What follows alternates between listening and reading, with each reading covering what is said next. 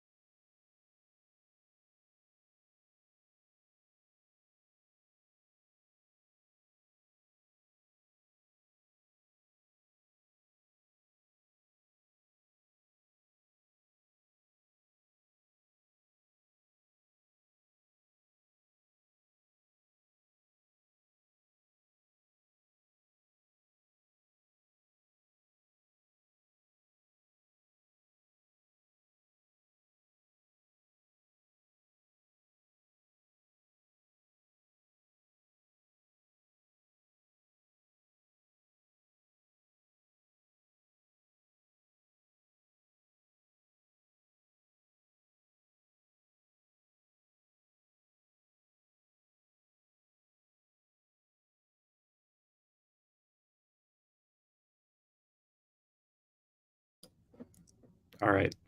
Hello, everyone. We're just gonna do a quick audio check, just make sure everyone can hear. CJ and Amber, can you guys just test your mics real quick? Check, check. Am I Okay. good?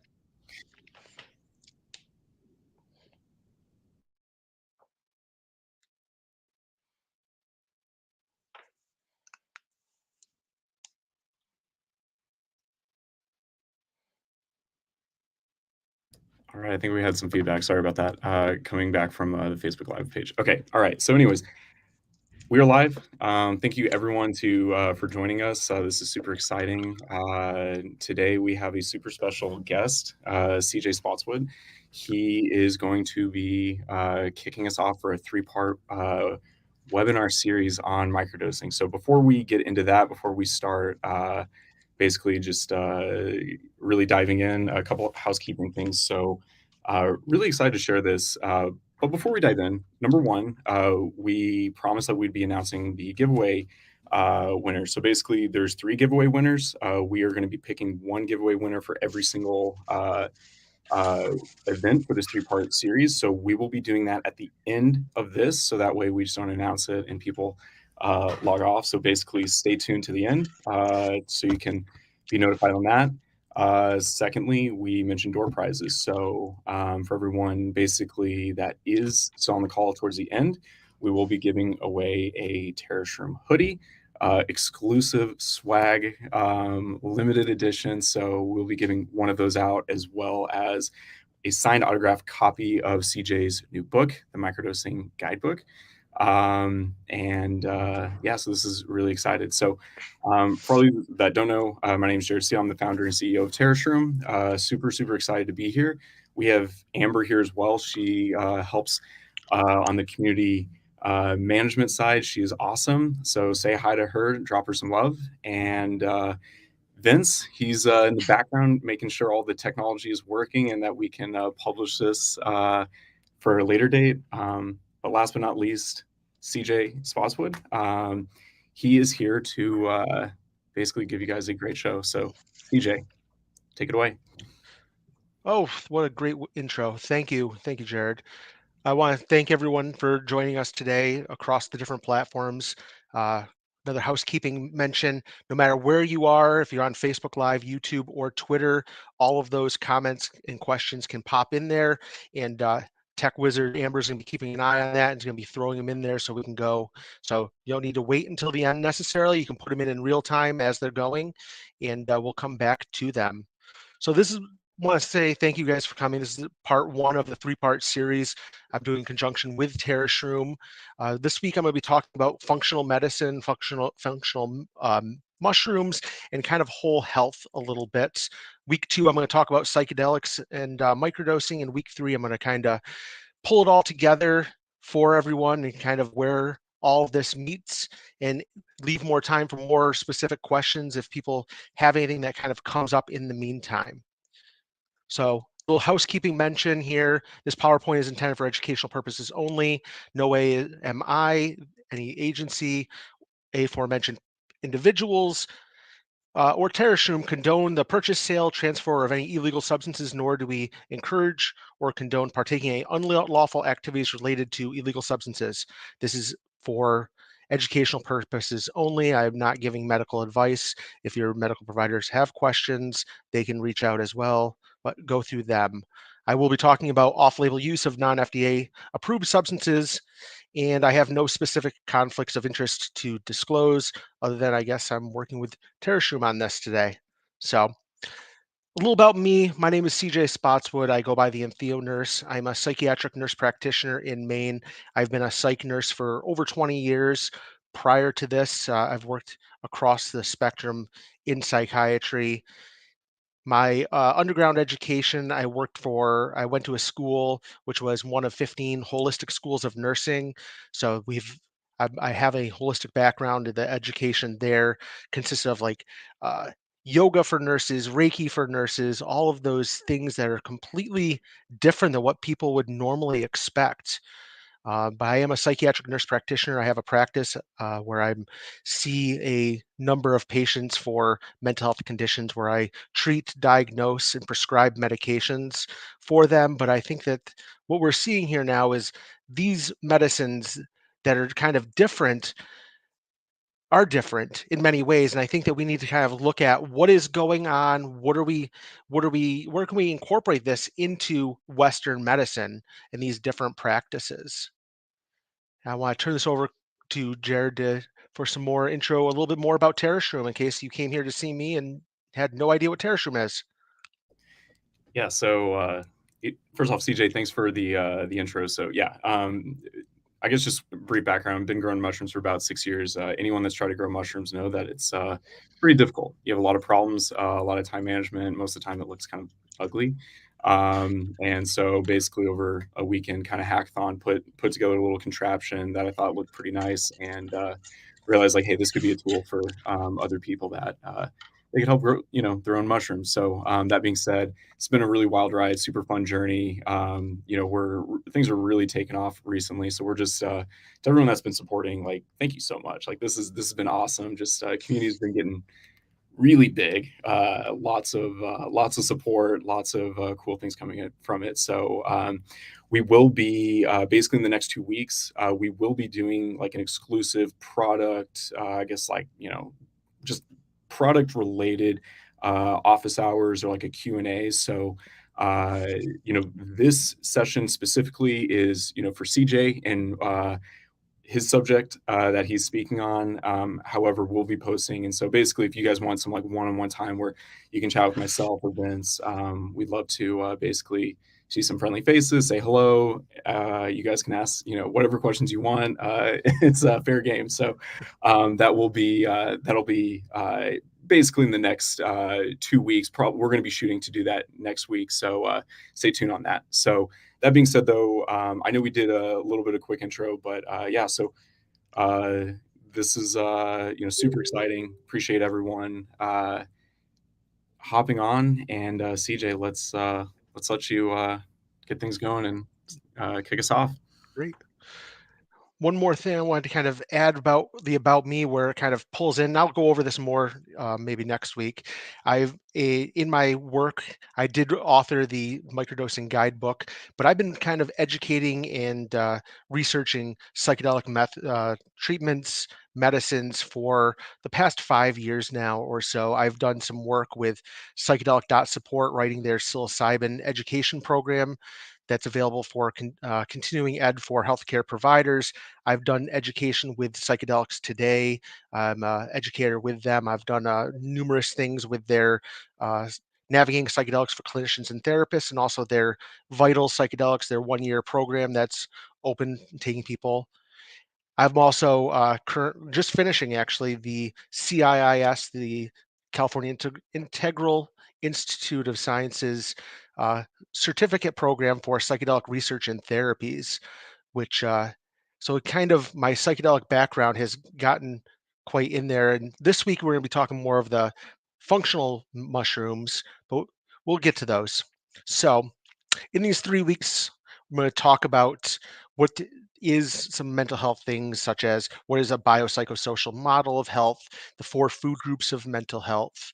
I want to have people to be able to describe some medicinal mushrooms that may help with whole health.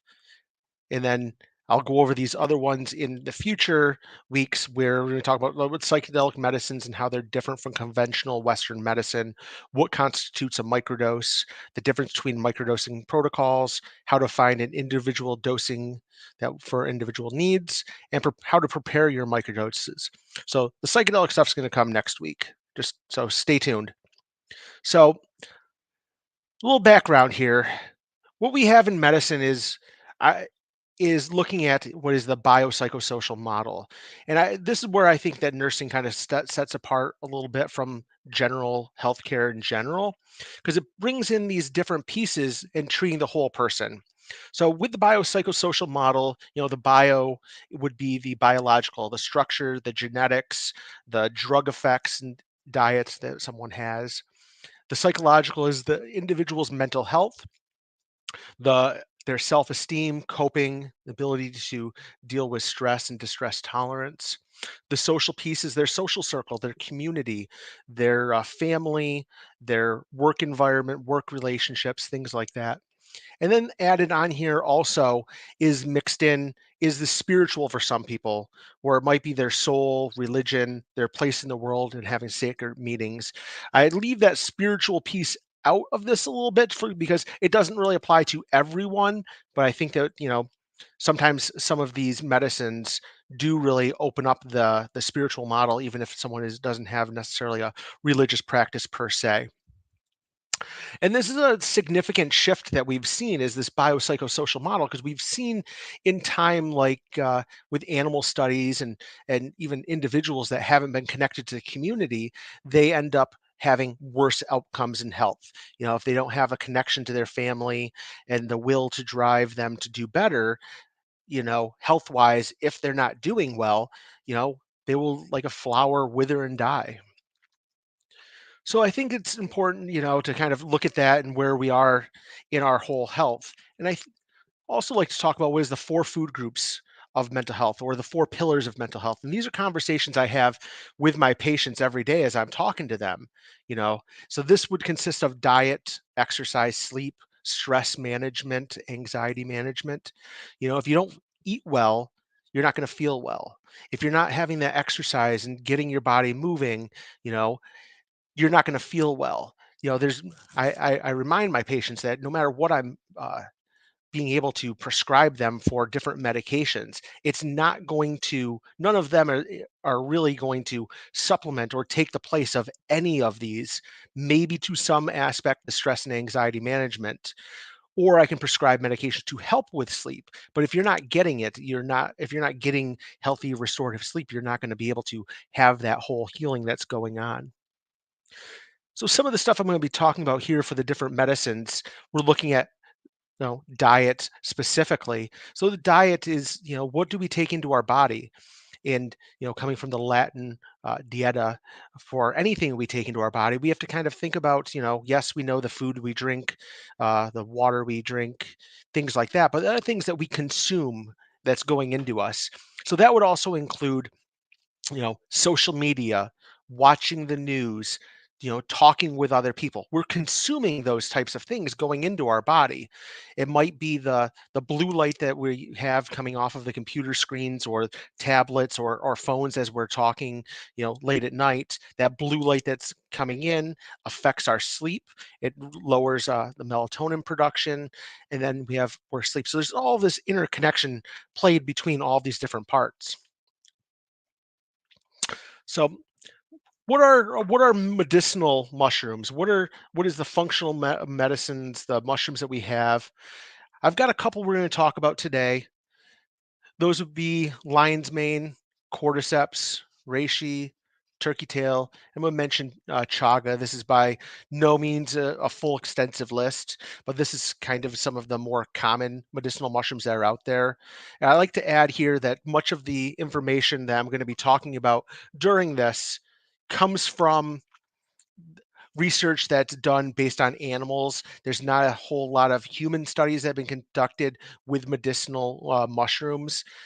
As we know, research can be costly and very time takes a lot of time to do, but the cost to be able to get participants and run them, and even if it's done at schools, it does have a huge overhead to it.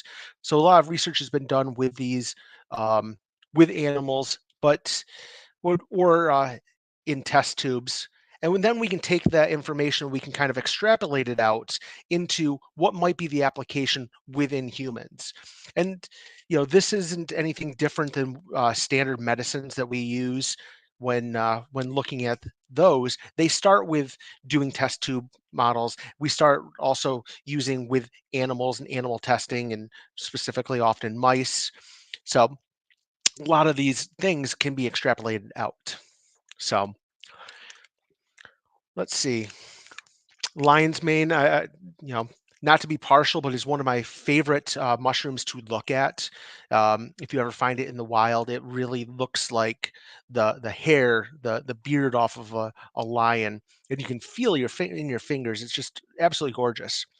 And it has so lion's mane's been found to have lots of healing properties traditionally.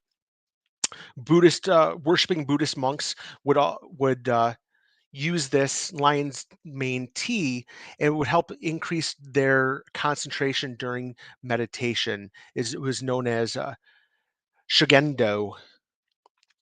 Um, lion's mane's been helping with memory loss.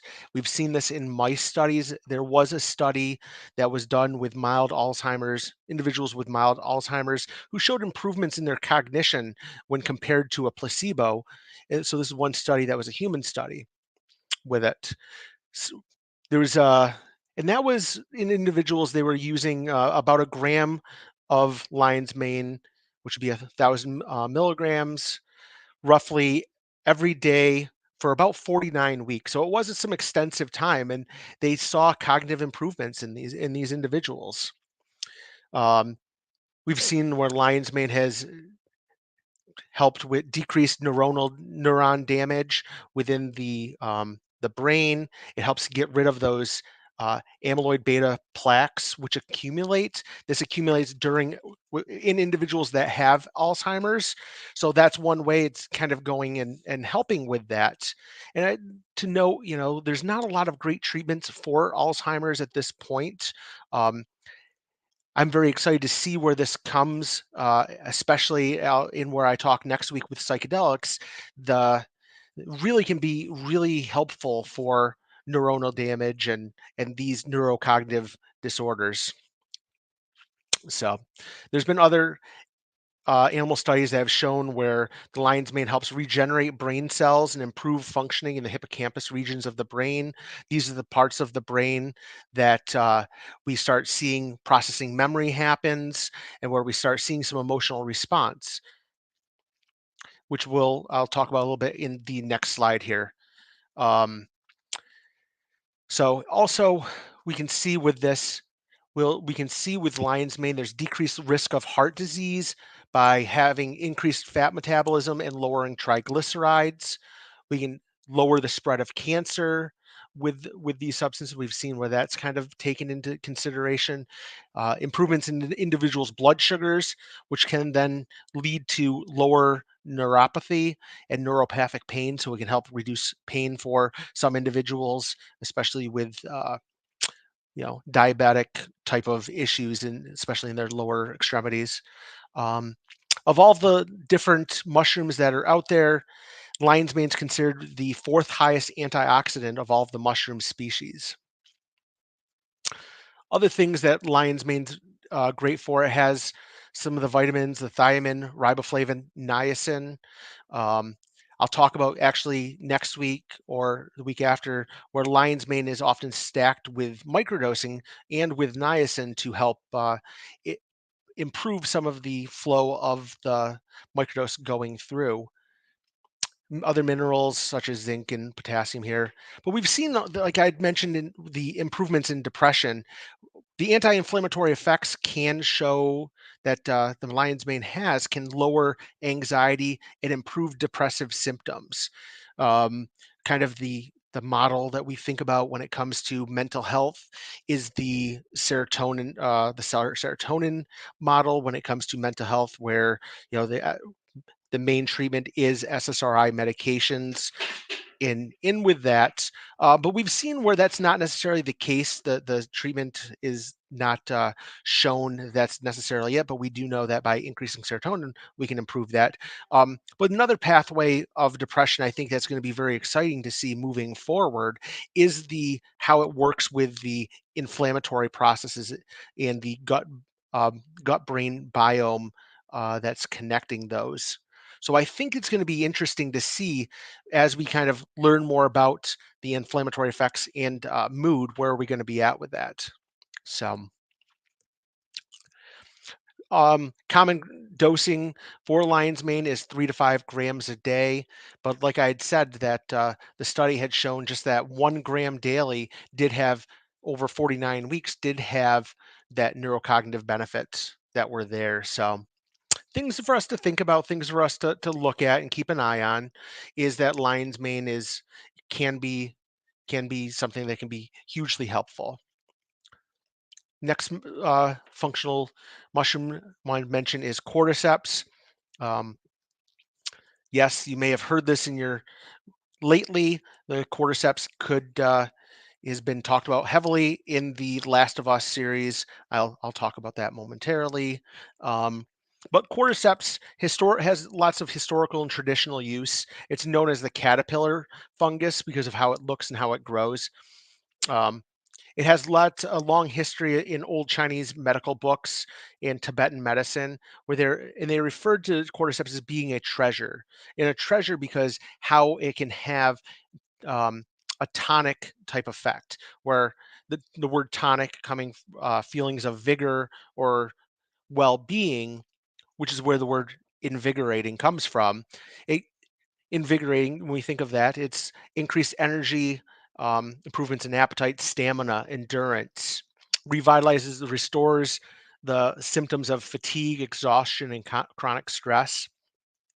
I think of where this might be a great medicine mushroom to start adding in, especially for athletes, um, restoring what they may have from burning and working out and things like that. Uh, Cordyceps has a stimulating and warming effect in a traditional sense. It has an affinity to the kidneys and the lungs. And as it has that affinity to the kidneys and the lungs, what we see is these improvements such as um, colon, lung, skin, and getting rid of, the inflammation in immune markers and slowing tumor growth. There was a couple of studies that had shown also where traditionally these the cordyceps will improve studies where it showed improvement in exercise in older individuals and improvements in memory and sexual functions in mice. So we start seeing some of these things and we start thinking about where can we apply this and the inflammation. And like I said in the previous slide, that affinity um, to the kidneys and to the lungs, these are some spots where we've seen some improvements potentially in cancer treatment, helping out with those therapies, getting rid of some of the side effects, um, chemotherapy, things like that. It can be very hard on the system and exhausting on the system. So by improving that strength and fatigue and keeping that immune system improvements, we can see that as having the improvements there, but also having slowing the future tumor growth, which has been actually tested in test tubes and have seen that as an improvement. So,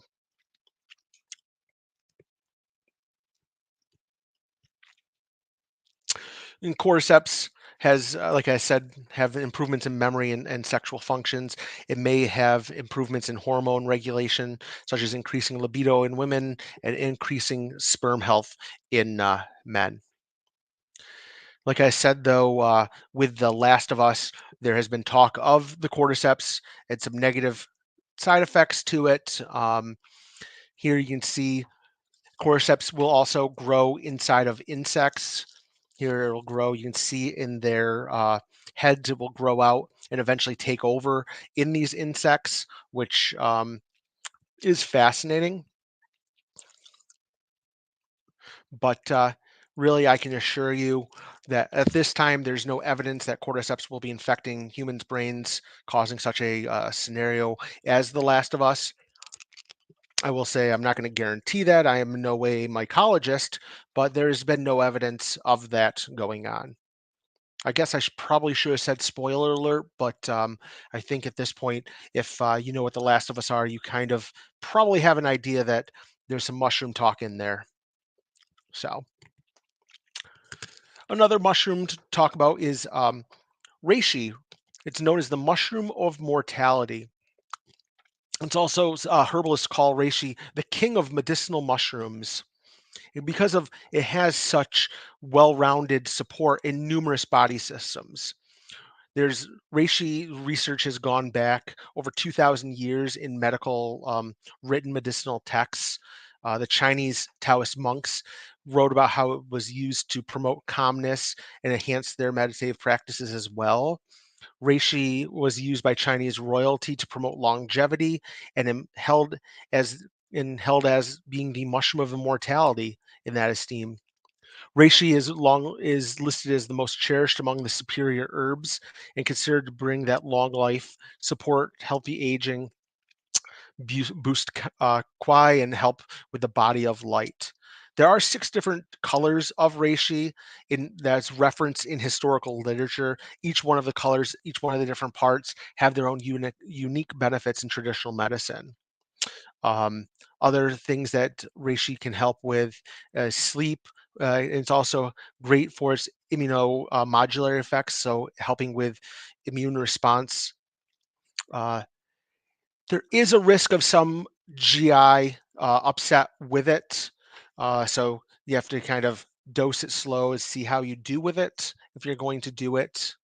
Um, so yeah, it has that boosting of the strength and stamina, has improvements in cholesterol for some people.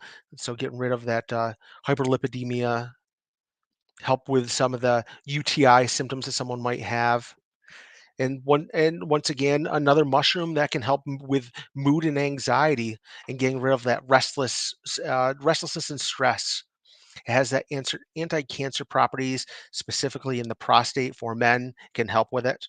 There have been in research with it, there have been a couple of cases, only 2, where there were individuals had some liver problems. So, want to make sure is as this goes through the liver, that you do have a clearance and know that if your liver is doing well, chances are your primary provider would let you know if that was a case. So talk with them about that. So contraindications with reishi mushrooms. Um, like I said, that liver piece, but also it can counteract with some blood thinners. So if anyone has a cardiac history and are taking cardiac meds such as heparin, warfarin, Coumadin, things like that, you'll want to talk to your medical provider about you're wanting to use reishi as a part of your whole health, just to be aware of that. And you might not want to take it if you're on any immunosuppressant medications as well, because it does, as it works with it, it can counteract and um, not allow the immunosuppressant medication to work as efficiently. So as be aware of that, and that's where I think it's important to talk with your healthcare providers about what you are taking and why, even herbal medicines and traditional medicines, because even though there is a small chance it could be. So the next one I want to talk about is turkey tail, which is another beautiful mushroom that is out there. um, Turkey tail is can be foraged naturally when it does come early in the season. If you find it, you can have it's a little easier, because as it gets later in the season, it gets much harder to cut through and harder to eat, and almost like a wood. It's considered a polyspore in that it grows like this on trees. Turkey tail is known for its protein-bound polysaccharides. These are known to help stimulate the immune system. Um, that was so the this was first discovered. There was a chemical engineer working in a chemical lab in for Korea, chemical industry, and one of the engineers there observed his neighbor had his health turned around and got much healthier after drinking tea made from turkey tail mushrooms daily. He ended up he convinced his employer, the chemical industry, to investigate these healing properties of these mushrooms that he was having in his teas. As a result, they isolated some of the strains from the turkey tail. This was in 1971, and started commercializing it through Curia chemicals. And in 1977, the Japanese Ministry of Health approved PSK for clinical use. Um, and since it's been extensively studied for having it a large amount of supporting the immuno health in many different situations, but primarily in oncology. So once again, for these anti-cancer properties. There is the China State Food and Drug Administration has 13 products that are approved based on the natural produced turkey tail. Turkey tail has been used to support the immune system health for peoples with weakened immunity. So it might be something you might want to consider using turkey tail versus reishi if you are immunocompromised. Um, has some strong antioxidant properties, protecting DNA from free radical damage. We hear about free radicals and how they can break down the cells within any living product or living person. And these free radical damage, the turkey tail can help counteract that. So some of the traditional uses of turkey tail, removing toxins, increasing energy, removing fluids from the body, strengthening the internal organs that are responsible for the immune system, supporting the liver, lung, and spleen functions. It also can help individuals with hemorrhoids, joint pain, and cough and breathing problems. So very exciting what turkey tail can do. Additionally, has a probiotic effect, helping with gut health, may help the liver. Also could help delay fatigue with athletic performances. Can help with support insulin sensitivity, similar to other mushrooms I had mentioned earlier, helping with UTI uh, effects. Are we seeing a trend with some of these parts of the body and how these really can all work together in response with the cancer medications and radiation? Turkey tail is also very commonly used for animal health as well. There's some products that people use with their animals because, as we know, we want our animals to live as long as we can and be healthy and feeling well. So turkey tail is dosed frequently, 2.4 grams by mouth daily for up to 12 weeks.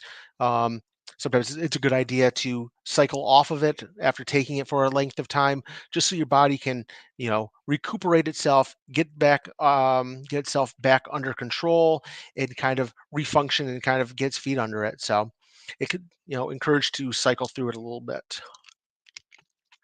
The next mushroom I wanted to mention here is chaga.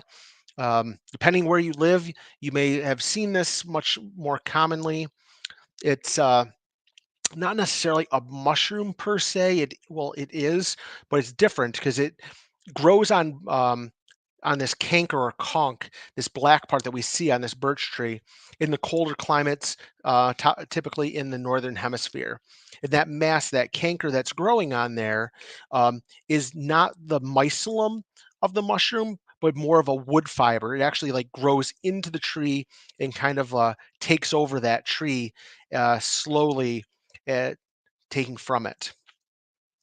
So many times people will take it and cut it off of the trees and dry it out and use it in teas. It was first medicinal use was out of Russia in the 16th century, and people are using it as a tea to enhance their stomach health and improve that stomach health that might be there.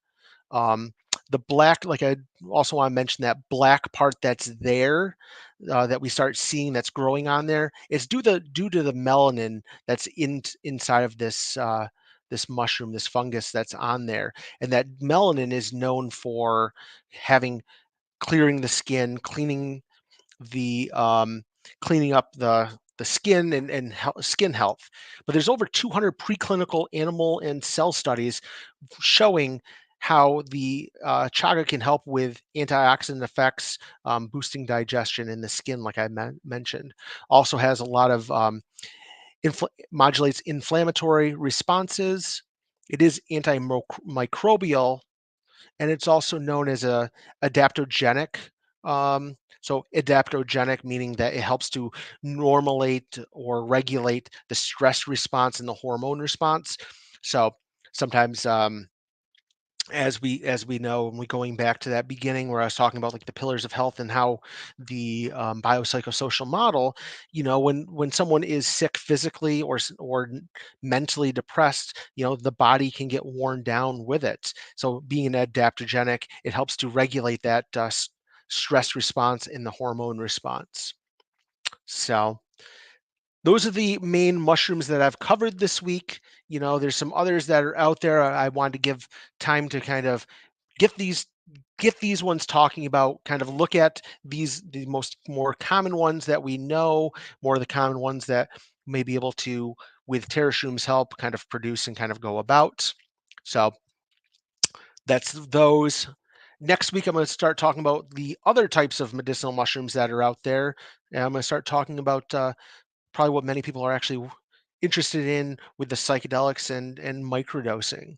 In 2 weeks from now, on the 24th, I'm going to talk more part 2 of the psychedelics and microdose stacking and tying together these mushrooms, these functional medicine mushrooms that are there, and how whole health altogether. On the slide, I want to mention, here's the contact information. Don't worry about it. Amber's going to put this contact information into the chat as we get moving, getting things going. I have not been watching any of the comments going because I can't multitask that well. I'll give it that. But I'll open up for questions. Yeah, wow. CJ, thank you so much. The comments have been popping, so I think you got quite a few questions to ask. And I'm not sure, Amber, did you have any that you wanted to maybe like pick out, or ones that we could start answering, or just go from top to bottom? Sure. Yeah. I've highlighted a few of them. So little clarification question, CJ, when you were talking about amounts of mushrooms, you said 1 gram daily. Are you referring to dry or wet? I'm talking about dry. Yeah, dry. That's typically when we start looking at the supplements and stuff, they'll do the dry them out. Yeah, that's typically it. When I don't know specifically, when we look at the other types of mushrooms, we get into the reishis and the chagas, how those dehydrate down. I can speak to psilocybin. I know it goes down to 1/10 of the weight. I don't know about some of these other ones. I will apologize for that. Yeah. Did you want to say something? Sorry. No, go ahead, Amber. Go ahead. Okay. Okay. There is a question about, is there a concern with taking too much? I think too much of anything is not good. We think of that. Yeah, I think that, too much of anything could be not good. And, we have to also think about some of these things that we're putting into our body. There is that potential of interacting, that they're still being cleaned out by the liver and or the kidneys, depending on the different ones. So, you don't want to take too much and overload the system. Even, daily vitamins, if you take too much of those, they can end up invoking, problems in the kidneys, as I said, the liver, and going into over. So, yeah, I think that, yes, there is a chance of going too much, but, depending on the different mushrooms that are out there, there's a lot of great resources out there that kind of tells you what they typically dosing is to kind of see where you're at. So. Awesome. There was a question about this a little specific, so you might know. Has there been any positive effects on people with DID or potentially the development of kidney stones? Because you said that one of them is good for kidney health. Yeah, I've not seen any research showing where any of them will lead to uh, kidney stones. I think that would be a great question if someone has that specific. Talk to their urologist about that, because I know a lot of times they'll give a list of what to take, what not to take. So I would have to refer to the urologist of that. But I'm assuming with the kidney health, if these are medicines that are traditionally used for kidney health, and once again, I'm not giving medical advice, but if these are things that are, traditionally used for that, I think that would probably be a good specific. And I don't know who asked that question, but in my world, DID is the dissociative identity disorder, which I That's don't what I know if was. that's specifically what people are asking. Like also colloquially known as multiple personalities. Um, until knowing otherwise, I'll say I don't know of any where that can help with that specifically, unless if we look at some individuals with the DID, it might be from PTSD, things like that, and be triggered by anxiety, depression, emotional response. So I would say this could be used in conjunction with the other medications if that's the case, to help with that. I would talk specifically with your provider if that's the case and what you're looking at doing. um, I have patients come in every day with, here's what I'm taking. I'm like, okay, what else are you taking? What else are you taking for herbal or supplements or over the counter? And just to make sure that, these aren't counteracting or interacting with one another and preventing the breakdown, et cetera. So There's a question about serotonin syndrome. Can you speak to that at all? yes. I'll talk about serotonin syndrome more specifically next week when we start talking about psilocybin mushrooms but the quick answer is there with these mushrooms and even the mushrooms I'll talk about next week, there is not a chance of serotonin syndrome with them. Okay. We're getting some more questions coming in. This is great. Can you speak to anything about, I know you're not giving medical advice, but someone asked about safety while pregnant. So that's yes. That's the where it gets difficult with pregnancy is there's just so many moving parts here. Recently the way that medications have been changed with having different classifications. They've kind of stepped away from the old model. But if you talk with your OBGYN and providers, they've got a good list of what to take or what not to take and what the encouragement is with that. I have not seen anything where any of these are counter therapeutic or can lead to issues. Based on pregnancy, but I wouldn't want to be quoted on that because I can't. I'm not a specialist with OB when it comes to looking at with things to kind of consider is, does it cross the blood-brain barrier? Does it cross the placenta? And then even after birth, does it cross over into the breast milk? Where the challenge of those types of answers when it comes to this is a lot of these traditional medicines have not been studied in humans, so it's more in the test tubes and in animal studies. So I don't know if they've ever even been studied for that. Okay, awesome. Thank you for that. And then there's a pretty good question here. Is there an evidence-based way, best way to consume? And they gave some examples like pairing with food, vitamins, eating on an empty stomach, warm water, first thing in the morning / before bed. Evidence-based, no. There really hasn't been a lot of that. Like we said, there wasn't a lot of studies that have been done on humans. I think a lot of times it's more of a if you're looking to do it, what fits your individual needs and what works best for you.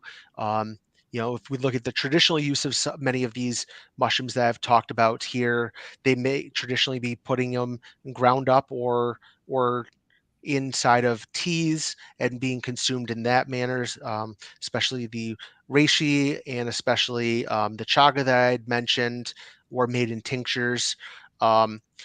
So whatever works for you, and if looking at some of them, if it induces sleepiness, you might want to plan on dosing them later at night.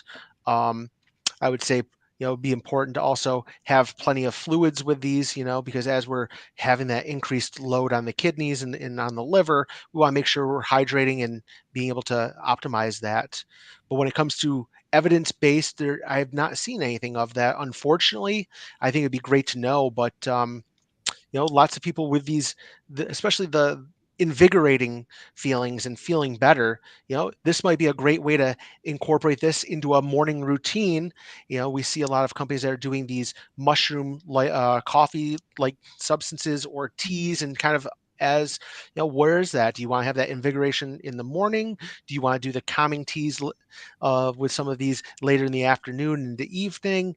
It's personal preference. And if it has some GI upset with it, and I'll talk about this next week when I'm talking about with psychedelics, there's a lot of other ways to help mitigate those GI symptoms, such as natural ways, such as incorporating ginger or mint, honey, things like that, that kind of help coat the stomach as well. Awesome. Okay. Yeah, we've got some other like specific questions, but if you've got any other questions that you want to throw in, please do it now. The last other specific question, I don't know if you know anything about any studies that have been done on Hashimoto disease.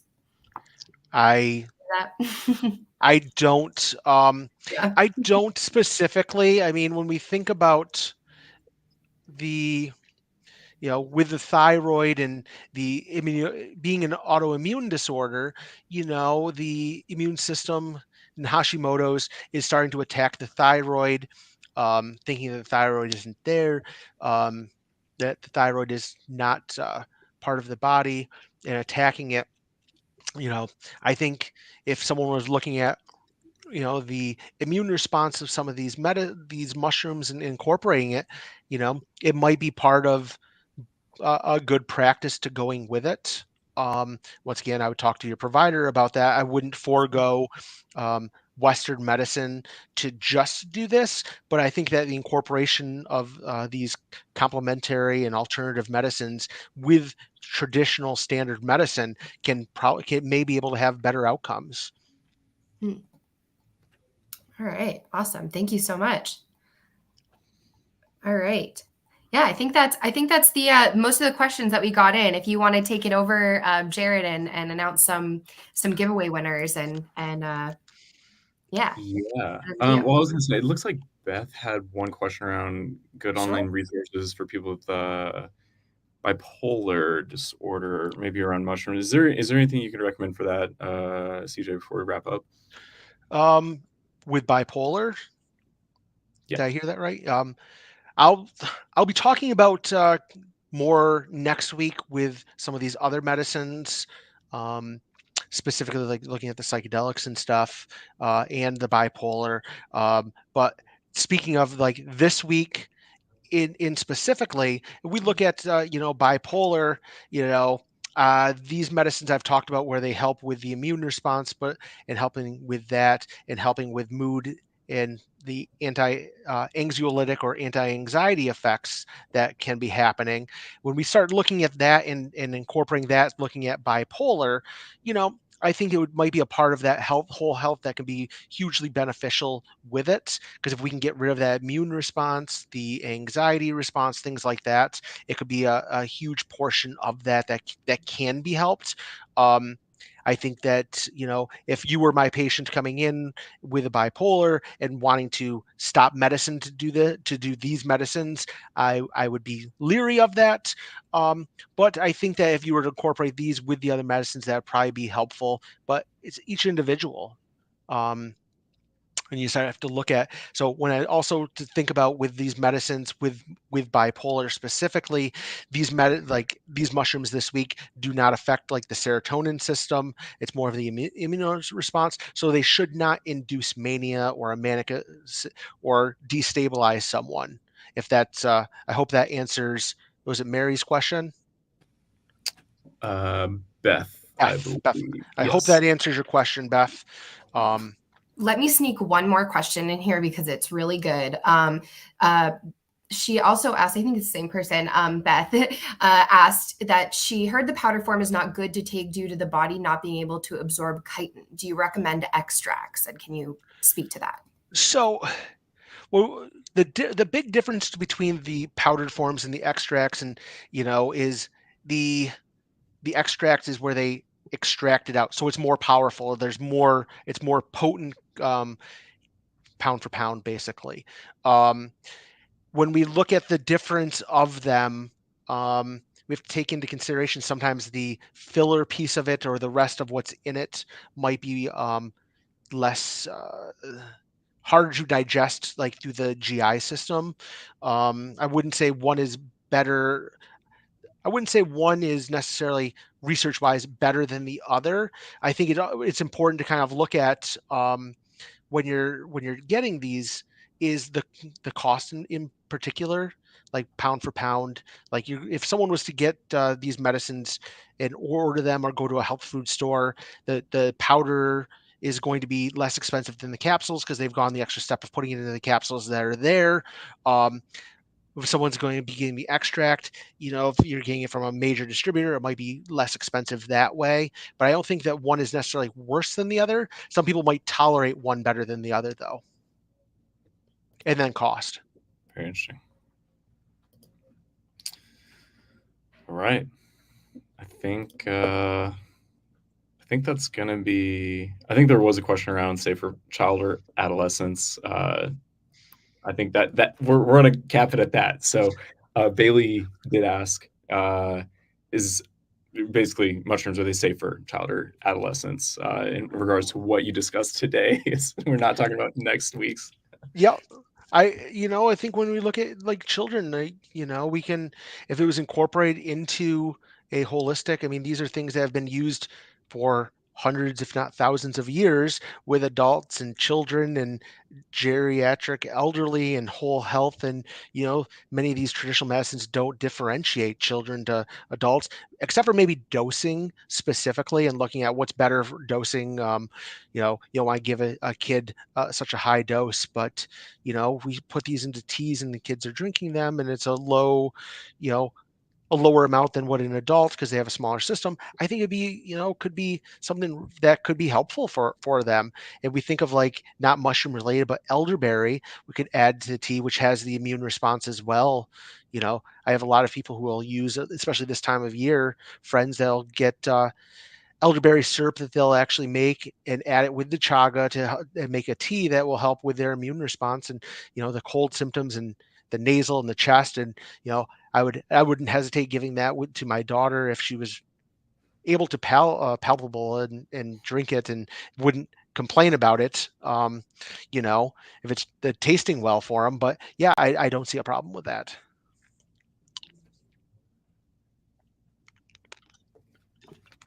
Awesome. Okay. All right. So everyone, wow. Thank you for the questions. Thank you for the engagement. CJ, thank you for just such an incredible presentation. This was a lot of fun. Looking forward to doing this again next week. But all right, save the best for last though. So let's definitely talk about door prizes and then also the giveaway. So first off, for the giveaway, you do not need to be present on this call to do that. That would be a bit unfair. However, for the door prizes, absolutely. So if we do call your name, please comment that you're present. Otherwise, we will basically go to someone next. So I guess, Amber, I might put you on the spot, but who do you think, should we do the door prizes first or the giveaway? Let's do the giveaway first. Giveaway. Okay. All right. So what we've done, and well, I guess this is a bit of what Vince has done. So we basically compiled all the entries. Vince wrote this algorithm, and basically what it did was spit out 10 finalists, if you will. So Vince, if you can share the wheel of names, this is going to be basically the 10 finalists. We're going to spin that, and the winner of this is going to get the mega Terrashroom giveaway. So this basically means you get a Terrashroom grow chamber, you get a full 12 months or a full year supply of grow cakes, and then also some pretty cool swag. So Vince, is that something you can throw on real quick by chance? If not, let me see if I can get this. Oh, all right. Kyle. Oh, I don't think. Oh, no. This wasn't presented. How do we? There we go. There we go. There it is. Yay! There we go. Autumn. Okay, so this is Autumn Autumn, and it looks like you basically Autumn some digits at gmail.com. We will be sending you an email to collect this prize. So congratulations on that. And now for what everyone here can win. This is the fun part. So what we're going to do is we're going to pick the winner for the giveaway. So CJ, you want to showcase your book really quickly? So this winner, they're going to get an autographed copy of CJ's book. You want to showcase that real quick so the audience can see CJ? All right. Yeah, there we go. Cool.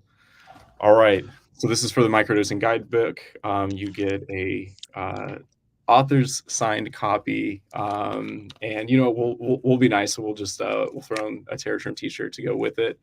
All right, Amber, do you wanna pick someone out, or let's see, how are we gonna do this? We're gonna pick someone, or I'm gonna close my eyes. This is what actually we're gonna do. We're gonna close our eyes, and I'm just gonna blindly pick someone from the comments section. So I'm just scrolling up and down with my mouse.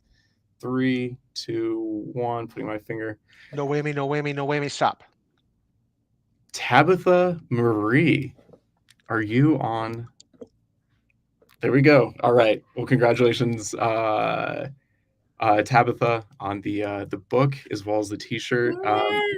You can, let's see, if you can drop, I guess, how do we want to do this? If you want to like message us, or basically we'll get your, if you can get your contact, maybe shoot me an email. We'll basically make sure that we get your shipping address, get that out to you. All right. And then, so we're gonna, I was gonna say, blow up the comments so that way we can do that decision. So this is gonna be for a hoodie. So kind of getting into, it's so cold outside. So this is gonna be still a nice seasonal gift. But all right, do this again.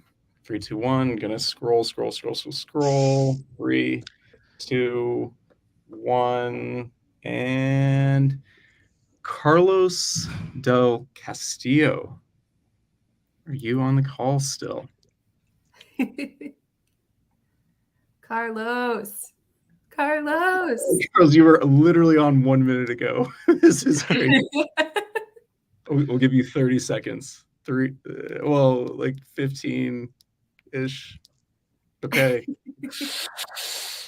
Carlos, let's see. All right. Okay. Sorry, Carlos. It's not looking too good. Okay. Sorry about this. Oh man, this is so sad. Okay. All right. Oh, Carlos. I see Carlos did put in there that he is here.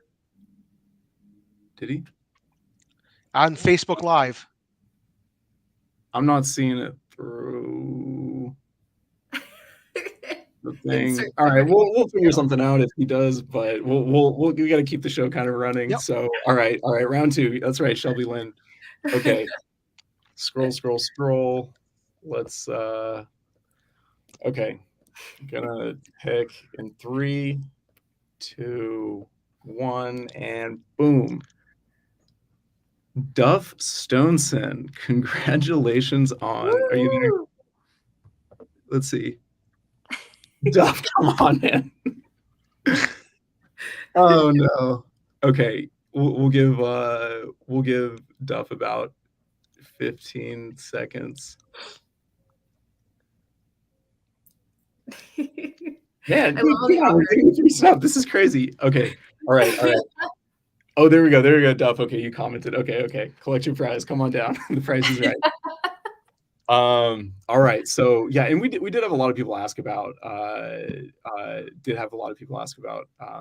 different like basically like swag and stuff. So yeah, maybe we'll figure something out so we can make. We've actually kind of been talking to a vendor to make some swag available. So if you guys do want to buy like a hoodie or something, but that being said, so keep in mind this is a 3-part series. We have 2 more next week, and the week after we'll be announcing the 2 other Terrashroom Mega giveaway winners.